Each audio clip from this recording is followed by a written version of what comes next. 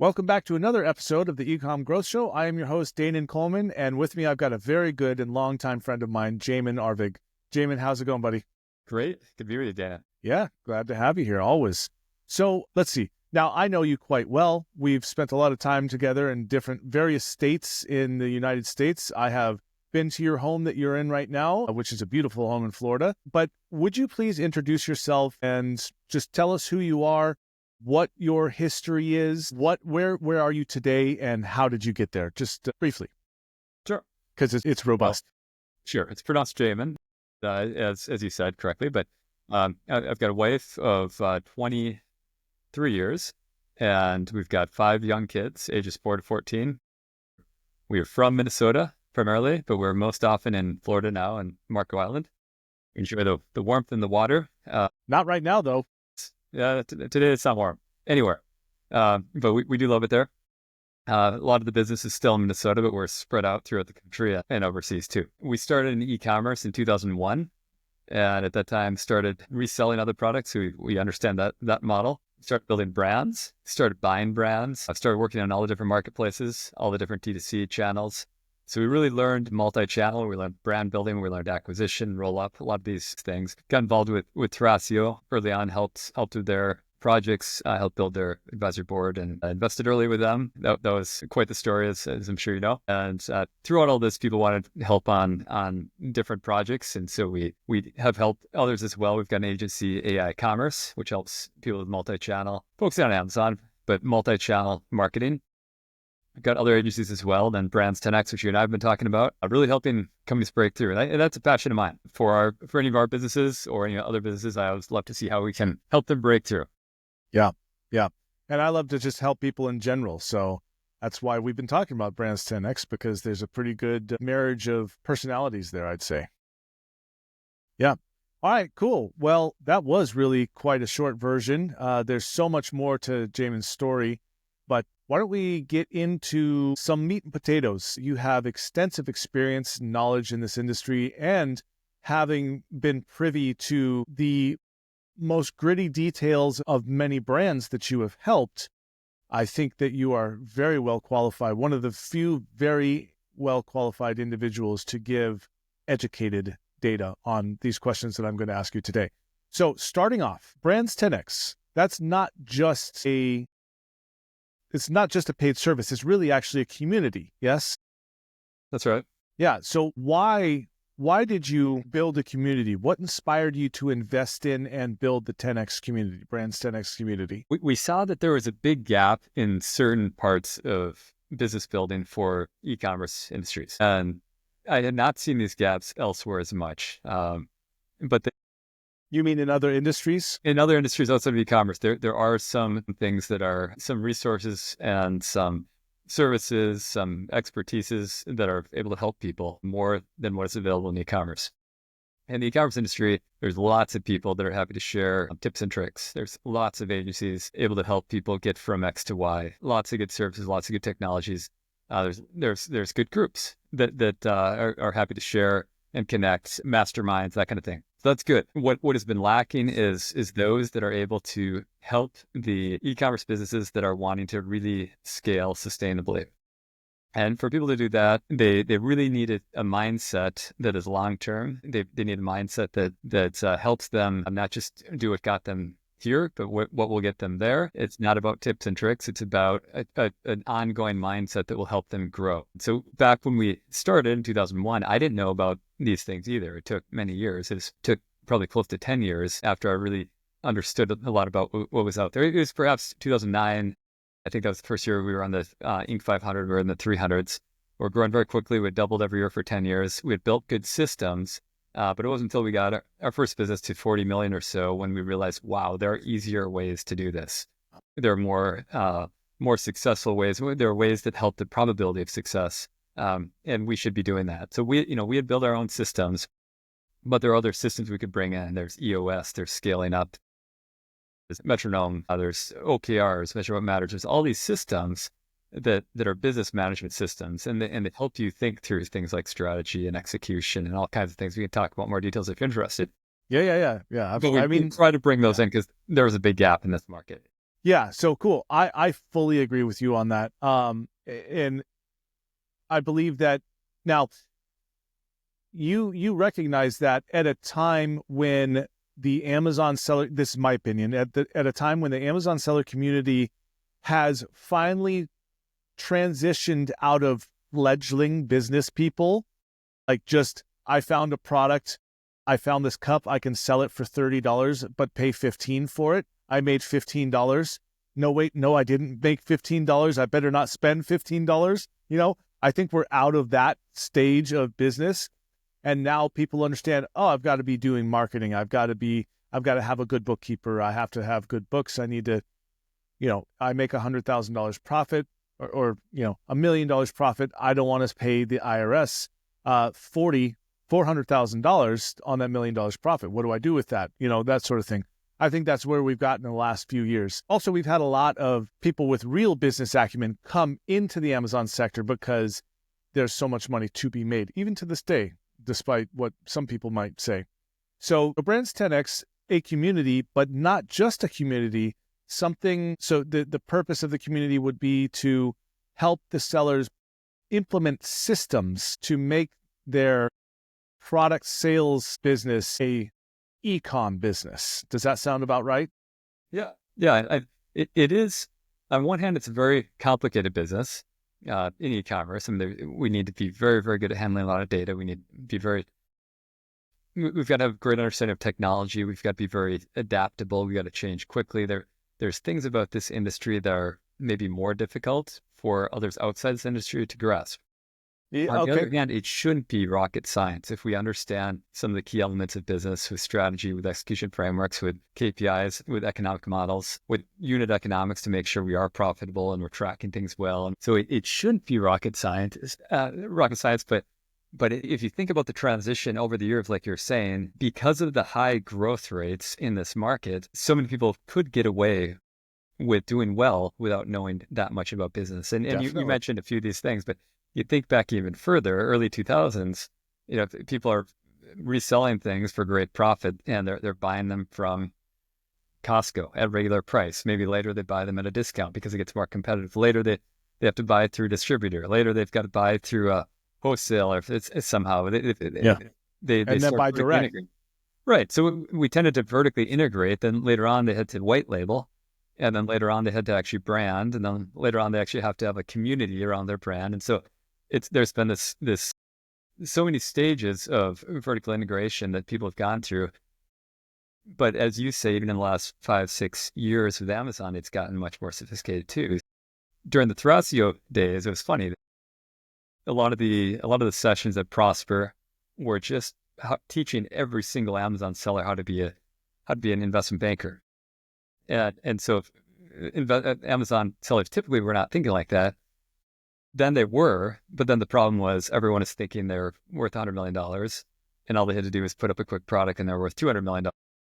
And so we had to think about, okay, how do we build truly a sustainable and scalable business? And this is not a quick fix. This is not an hour session. This is really building a business over the long haul. Yeah, I love it. Yeah, and if I had of those stages that you mentioned, if I had to pin where we are today, we are getting to where people are realize that they need to build a brand, right? That's where I think we are. Anyone that's building a brand and a community, you're ahead of the curve, because if you build a brand on Amazon, you still don't own your audience, right? And therefore you are still beholden and will always be beholden to Amazon. I was on another podcast with somebody, and I finally figured out how I explain Amazon. It's a schizophrenic dictator.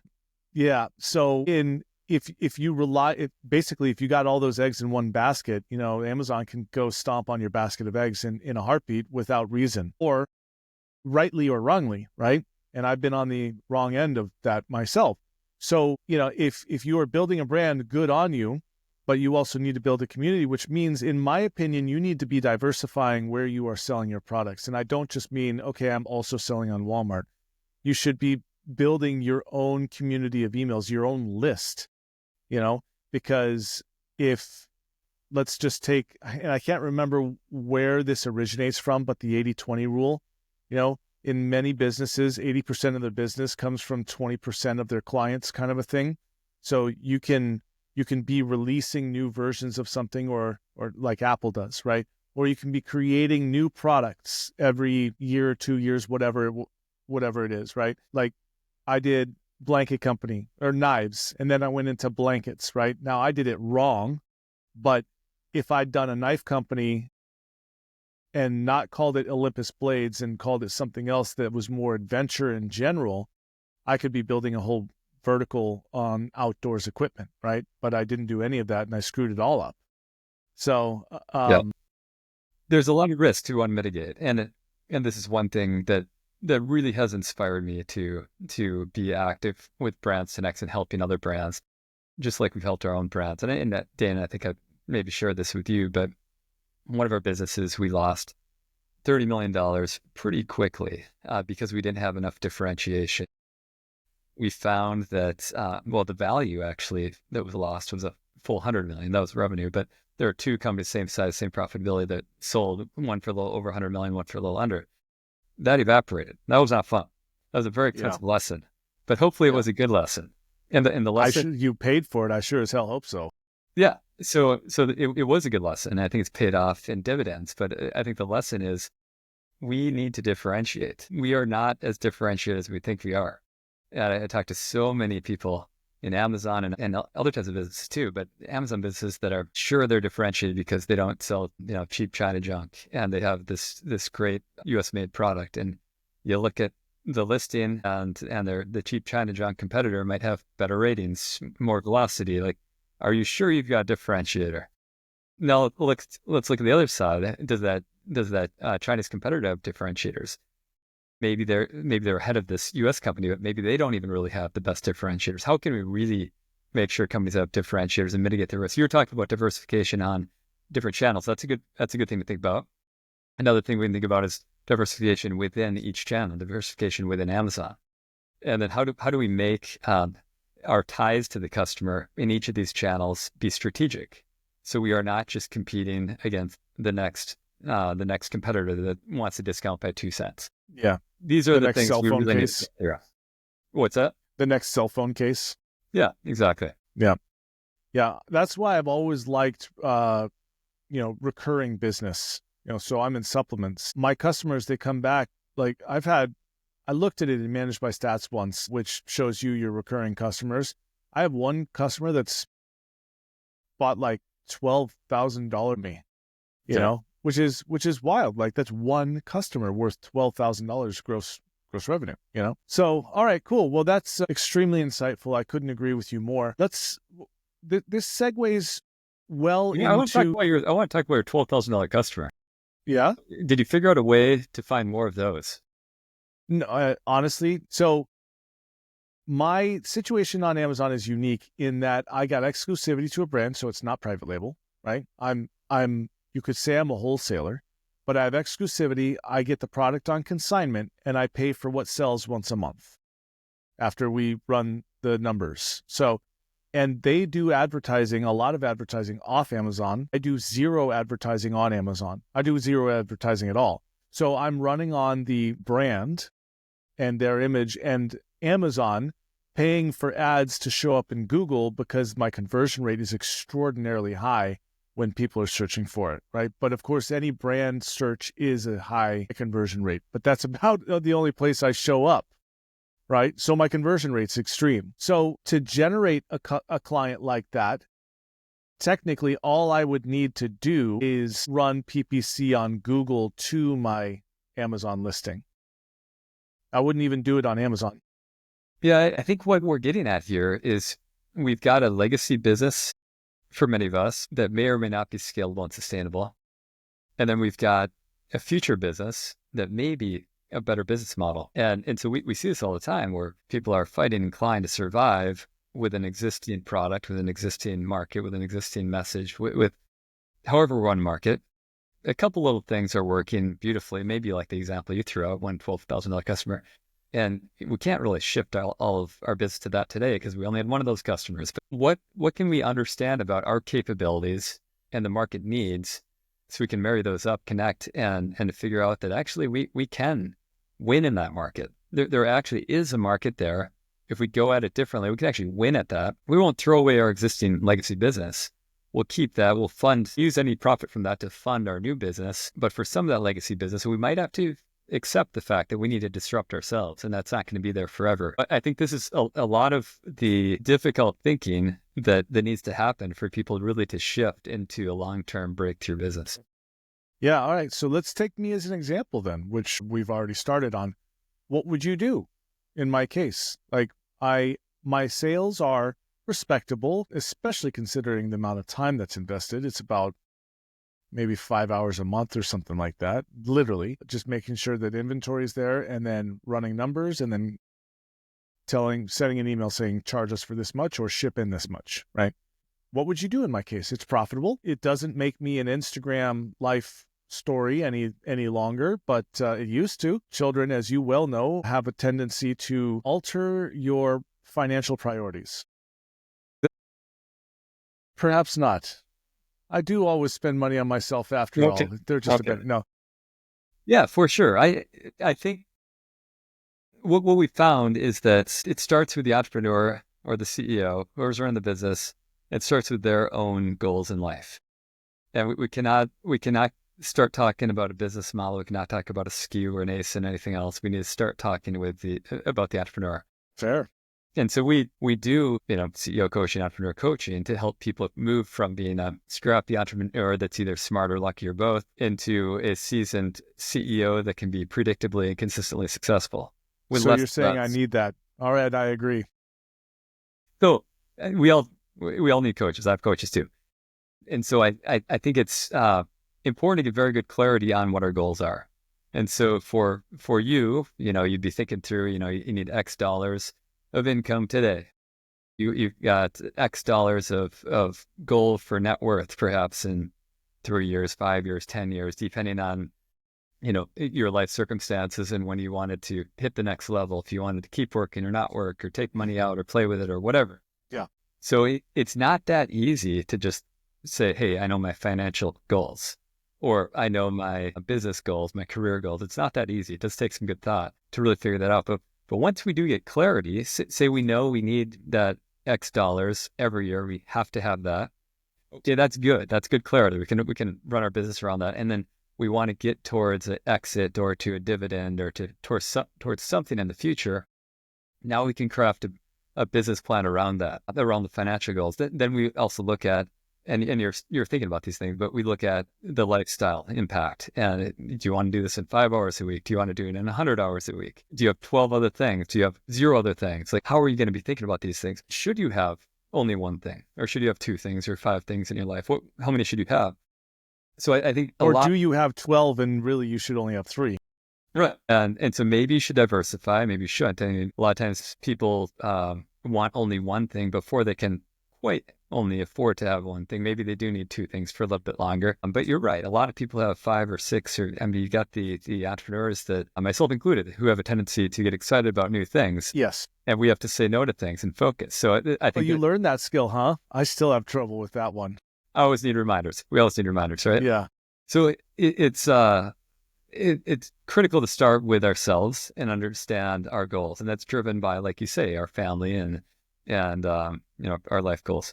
So I think that's the first step. And once you have clarity on that, for you, maybe if you say you do want to do this thing in 5 hours, and you've got 1 or 2 other things going, and so you want X dollars from this, and that's it. Well, then we think about maybe should be short term or should be long term. For most people, I think it's usually better to think sustainably, because even if you do get something great that's profitable for a year or 2 and it's not sustainable, you have to recreate from start all of that. Yeah. So I'll give you what my goals have basically been from the start, but it took me quite a few years to be able to put it down on paper, let's say, right? So step 1 is produce enough income to just make sure my family is comfortably sustained, right? Step 2 would be have that plus have a year's worth of, oh my gosh, I've lost all my income, which has happened to me a couple of times, right? where just the Amazon faucet turned off and that was that, right? Step 3 would be create something out of my excess income that produces how much I need to sustain my family comfortably with recurring income. Very little to no effort, not likely possible, but very little effort. And then do that 3 times, 5 times over while utilizing, and then after that, or during that, investing that excess income into things that create more, or if nothing else, buy gold to at least harbor the value of those dollars of today, right? Something like that. But that's kind of my high level plan is make sure I'm financially set for my family. We can do the things we want, then create that on recurring income and then start duplicating that. Yeah, that's great. It's a good vision. I think one risk in a vision like that, it's a grand vision. One risk in a vision like that is that you move too quickly from opportunity 1 to opportunity 2 before opportunity 1 has really proven itself. Mm-hmm. And I've learned this myself as well. I may have different companies with their own management teams, and it looks like one is doing well. I'll start a new one, get a new team, get things going, get a new structure, and take my eye off the ball on the first one, and that falters. And so either it falters because the business model was not sustainable. It falters because we didn't have all the right pieces yet on the team. Maybe the market changed. There could be different things, but for whatever reason, taking the eye off the ball did not work well. So I think we just need to make sure that's covered before we move on to the next thing. Yep. And for yourself, it sounds like knowing your story, but I think you've done great work on the first step, and now you're looking at the second step. And I would just encourage you to make sure you build out the second step, declare victory, and have controls around that victory too. And I think this is part of what we try to do with our business systems is put the systems in play so it can be as passive as possible, as you said. Yeah. But there's a difference between passive and sustainable and passive. Some things are passive and die quickly. And so how do we put the right systems, the right controls, the right team, the right KPIs, the right meetings, the right structures, strategy that keeps improving every single month? How do we put that into place, all of that, so that the business does not crash? Yeah. Okay. Well said, because I had recurring income from Amazon back in 2015, 16, 17, and through 18. My wife and I, we were making money hand over fist. Our profit margin was in the 60% area, 50 to 60%. I think it was 63. And then, of course, it went down from there as Amazon had changed fees and stuff like that. But and then one day in 2018, poof, gone. We lost 90%, 80, 84, call it 90, but 84% of our revenue it within 30 days. And I had to basically start almost from scratch again, So and we were literally living the Instagram life. We just traveled all over the country, all over the Bahamas, Europe, and that was kaputski really fast, And so I promised that was the result of not managing my business, right? Just letting it do its own. Nothing survives on its own, right? There has to be something that breathes life into it. At least this is what I think. So, right. Yeah, I couldn't agree with you more. So this time around on my business, either I get acquired or I implement the systems and the people to run it so that I don't have to. And then all I have to do is manage with looking at the numbers and make corrections as necessary. Well, it's good you had that experience. We all need these experiences. I love working with people that have had those experiences. There's a lot of scar tissue. There's a lot of maturity that comes from that, right? I think people that throw a product up on Amazon, get lucky, they think they've got the Midas touch thing going on. They will not make good business decisions. And maybe even if they're not overconfident, but just miscalculating, they might think they're okay, and they're not okay. And so after seeing those experiences in my own life and And also learning from others. Even Jeff Bezos talks about at some point, Amazon will be nothing again. Having that humility and curiosity, frankly, like what is going to kill my company? Like, what is going to kill my company in the next year? I've never considered that. And how can I disrupt it before others disrupt it? So, big companies have to think about this. The ones that survive do, and they have to. Well, Intel's an example. They've struggled greatly, and they had an opportunity to do what NVIDIA did and become the most valuable company in the world. They had just as much right to be there, but they did not. And so, how can we be really understanding the market and trying to get ahead of those risks is the question. And you can't delegate that very well. No, I suppose not. No, because as we like to say in this industry, nobody knows your business like you. Maybe that's not just this industry, but I think maybe a lot. Or nobody cares as much as you do about your business. Yeah. Yeah. So I'm passionate about helping other people save themselves from these Themselves. risks From or from themselves. Yeah. But from their ignorant selves. yeah, I think we all have blind spots, right? Every one of Agreed. us has blind spots. And this is why it is helpful to have, you do need a coach, you do need a group, a peer group, you do need systems to help make yourself stronger. And so when we have these, we are so much more confident that we're checking the boxes and we're getting clarity on where we need to go. And these Amazon businesses and e-commerce businesses are fast moving. Competitors can come in very, very quickly. We truly do need to be differentiating quickly. So one thing we always recommend is that people do have a differentiation plan that is well thought out and long term. So like a 3-year plan for starters. And we think about ideally what would it look like in 3 years if we could have a perfect moat around our business?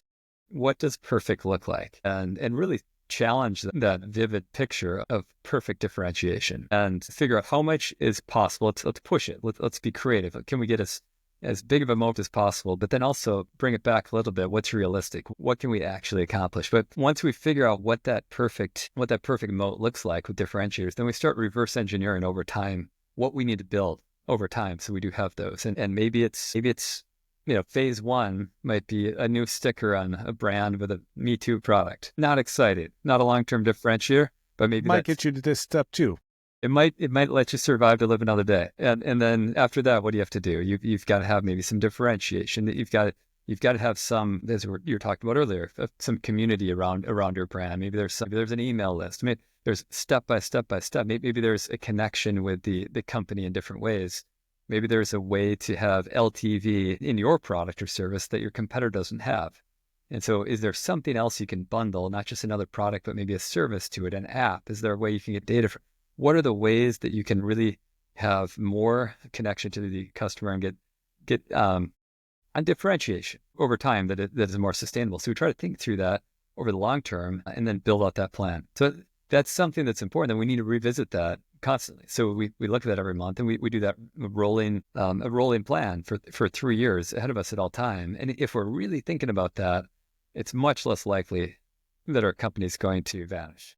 It makes sense. So everything that you just explained, though, requires that you have systems and statistics in place so that you can even look to make that determination. Would you agree with that?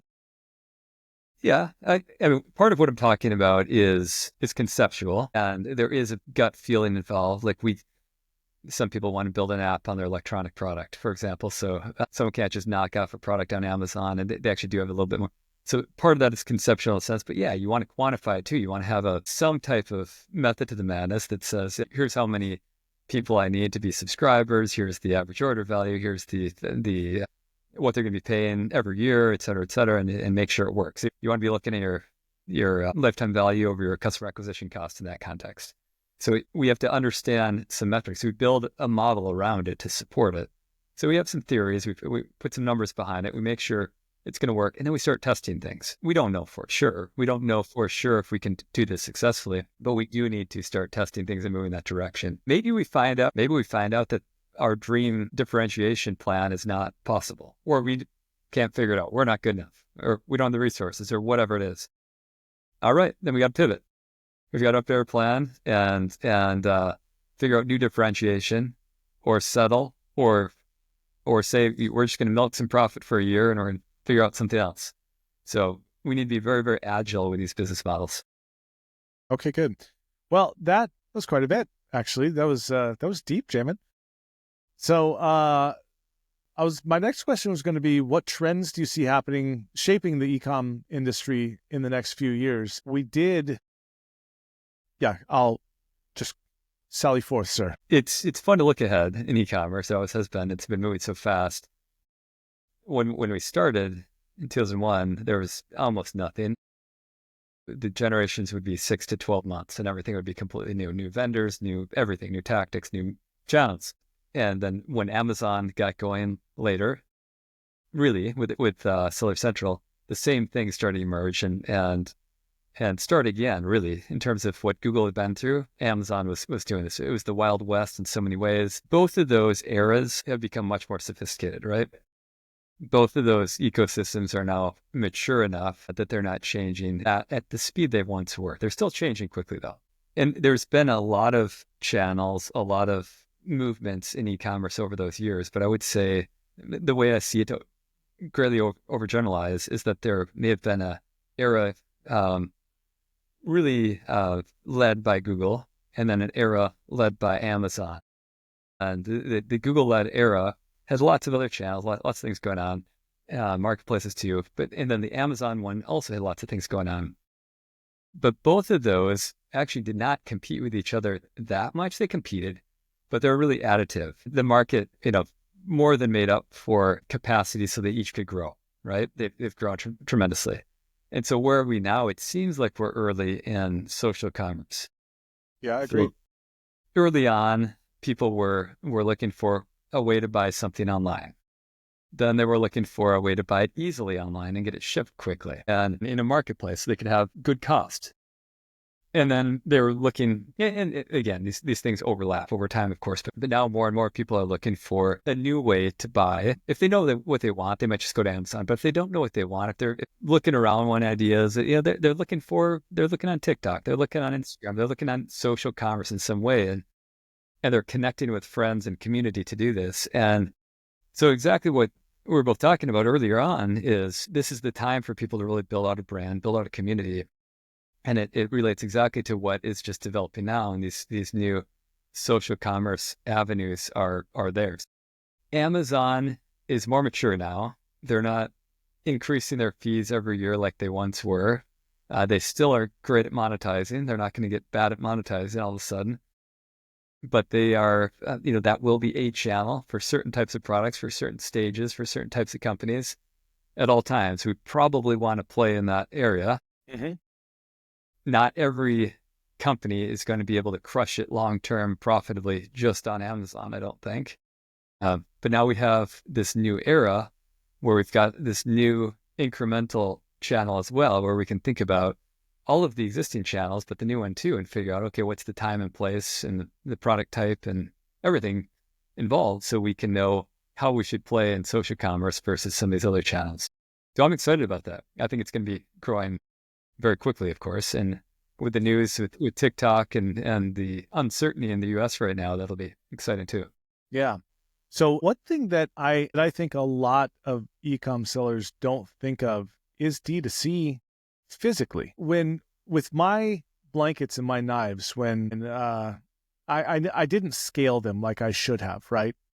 Now, what I did when I got pushed out of those markets is I just went B2B. I said, hey, I've got knives here. You want to sell them to your customers to complementary areas like off-road, outdoors, outdoor shows, stuff like that. And I went, well, heck yeah, I do. Like, cool, man. How many do you want? This is the price. They're like, well, give me 20, give me 10, give me 50. And so that's what I did to get rid of that inventory, right? But now it's profitable. So like I started making custom knives for people. I think that yes, we are e-com, we are digital, but don't discount the possibility and don't forget that there is still a circus of vendors out there who would likely happily sell your product as well. But of course, that could be dangerous in that maybe they go and sell them on Amazon and you don't want them to, right? But anyhow, all right, cool. I agree. We are at social commerce. I have long gone to, if I was going to buy a product, originally I went to Amazon to read the reviews on the product. I no longer do that. I'm in the review space And I don't trust probably at least 50% of the reviews that I see on Amazon, especially the bad ones, right? But I've long gone to YouTube. That's where I get that data. And then, of course, my community. So me being in the off-road space, I go to my friends and I go, hey, guys, I need a fridge. What fridge do you have? What do you like? What do you dislike? Right?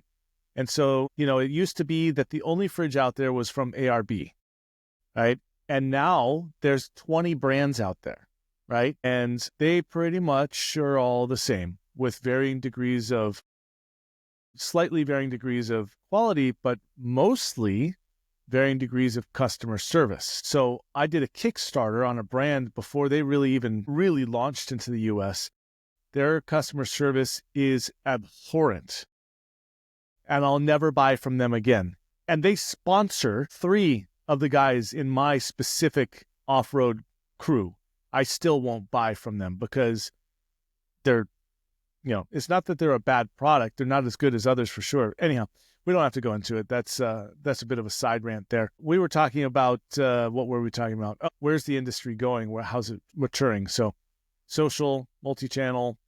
Yes. Did you have anything else to add on to that one? Maybe I would just add that with every new era, the things that were differentiators become table stakes. And everyone needs to have them. And fortunately, as I think you and I have both agreed, many of these smaller businesses or even mid-market businesses do not have as much sophistication yet on business strategy or execution frameworks yet. So when company, and it's hard. I think in every industry, you're never going to have everyone that's amazing at executing on those things.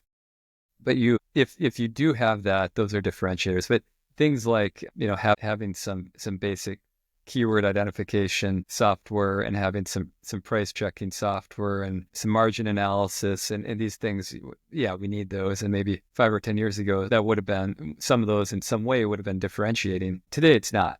So we've got to stay on our A game. We need to have all of the tactics strong. We need to have strong strategy, and then we need to have an execution framework that works consistently and predictably. So what I'm hearing right now is JCOM Strategies is coming out soon, huh? So I've dubbed your management system JCOM Management. That's what it is. We can go with that too. We call it Brands 10X, but the Brands 10X. Fine. But yeah, the Brands 10X systems really bring in the best practices from all of these other systems that are out there. In many ways, in most ways, we're not reinventing the wheel. What we're trying to do is bring in the best of the systems that work. Some are better for strategy. Some are better for differentiation. Some are better for execution. Some are better for accountability charts or org charts. Some are better for KPI systems. Some software. So we bring the best of these in. Some are better for cash management, financial, economic modeling, and that kind of thing. We bring the best in and we simplify them so they're digestible. Cool. Yeah. The entrepreneur doesn't want to necessarily be a C-suite in every area. They may not have time to, but they kind of need to have their I's dotted in some of these areas to make sure they're strong. And if they really are trying to scale, then yes, they do want to bring in these skills for themselves and for the rest of their team. Yeah. Well, I will tell you that I do appreciate that you are taking the best of different management systems. I know that you have spent a lot of time learning, probably spent a lot of money as well, learning and being coached on these different systems. And I for one, like, you got a lot of businesses that use EOS, right? And I've studied EOS, but to me, in my business, not all of EOS applies, right? Nor can be implemented. So the fact that you're taking what you feel with your experience as an e-com seller, taking the systems from the systems that you think are best suited for our area. I mean, you are actually talking about Brands 10X Strategies. That is the system, right? Yeah. So you better write a book. Yeah. I mean, we have spent well over $1 million on these systems for sure, to your point. But before that, we bought the $5 or $10 book, like you're talking about. EOS is the first one. Mm-hmm. And tried to implement some things. It was good. Learned some tips. I recommend anyone does that today. There's a takeaway today. Or go to ChatGPT and get the free Cliffs Notes today and start working immediately. That'll be at least one step in the right direction. What we find with small companies, even mid-market companies, 20 million, 50 million, they may have had the book, they may have implemented the book partly, they They may have even had a coach that they paid $100,000 a year to help them implement it. But if they don't keep on with that, it falls apart. Yeah, for So sure. we have companies that are that size, maybe they're 50 million plus. They know the value in this stuff. So they know they need it, and they know they need a refresher. They know they need to stay with it continually. So they're missing their implementer? They need systems. They need systems, and they need humans to help with that. I think and we did this early on too. So we brought in implementers, and then we did not have the implementers stay on long term. And then, we faltered, and someone gets sloppy. Someone's not there at a meeting. Okay, we don't have time for the KPIs this week. Little by little, everything slides, right? And pretty soon we're back to almost no processes. And so that originally we started Brands 10X for our own companies, and then for some of the eCommerce clients, because they needed it. They had great marketing tactics. They had great marketing systems, but they couldn't break through. So these types of systems are what helps them actually break through consistently, right? The systems are the things that keep people going. And what a lot of companies don't have and don't want to have, sometimes they have them, but they need strong facilitators, and they need someone to provide accountability to the entrepreneur, to the CEO, and to the rest of the C-suite. And if they can figure this out internally, great. Yeah. They're 1 in a million. Yeah. They probably already built a unicorn. Maybe, but that's really the goal. I'd recommend everyone tries for that. They can try it themselves. I would just discourage anyone from ignoring this. At least try it for yourself. I couldn't agree more. And I think there's plenty of good breakthroughs. Cool. Well, Jamin, we're basically out of time here. Before we go, though, obviously, we've said a lot about putting systems in place, CEO training, stuff like that. I fully admit that I am one of those people that needs that as well. I have long been a solopreneur, which has been to my detriment because I don't offload the things that the administrative tasks that I shouldn't actually be the one doing, right? And as a matter of fact, before we started recording, I was lamenting about that to you, that I'd hired someone and they disappeared as quickly as I hired them. So, but where can people find you, and what about Brands 10X? Like, I'm a brand owner, and I just heard this podcast. I went, wow, yeah, that's exactly where I am. I need those things. Where do I go to find out more? Yeah. I'll answer the question, but very interested in what you just said as well, which is making sure that you can be successful with an employee. And this question comes up all the time. And it again starts with your personal goals. Then it comes to the strategy for the company. Then it comes to the accountability chart to accomplish your strategy. And then what we assign to that particular person and how we manage them. So there's some pieces to put in place so you can really increase the odds of success with every employee, whether it's a VA or a COO. The same principles apply. Top grading is a great philosophy in actually hiring, but then in managing them, there are these types of processes that can really help. And so these are the things that I'm passionate about, that to really help people and help their businesses. And to answer your question, we have some information, Brands 10X, of course, brands10x.com/services. Kind of lays out the offerings, and there's free things we're happy to share that are on that page, and people can get connected and we can see if there's mutual fits. But it's not a fit for people that want a quick fix and a quick million. I'd like a quick million and the long-term strategy, please. The quick million first, if you please. Yeah, there you go. So it may not be a good fit for that, but it's a great fit for someone that has a long-term mindset, that is really trying to create value. And value comes from a mix of the differentiated strategy that we talked about, plus the consistent execution frameworks that we talked about. So for people that want to do that and create real generational wealth, that's what we try to do. Yeah, that's what I'm going for. I want generational wealth. That's what I want to produce in my lifetime. And then, that's my goal, ultimate goal. Let's do it. Cool. All right, Jamin, thank you so much for being on. I feel like we could probably do a whole series of these where we meet on a consistent basis and just cover a different subject. I think that'd be kind of cool. It's always fun talking to you, David. All right, cool, buddy. Talk to you later. Yeah. Thank you. All right. Bye. Bye.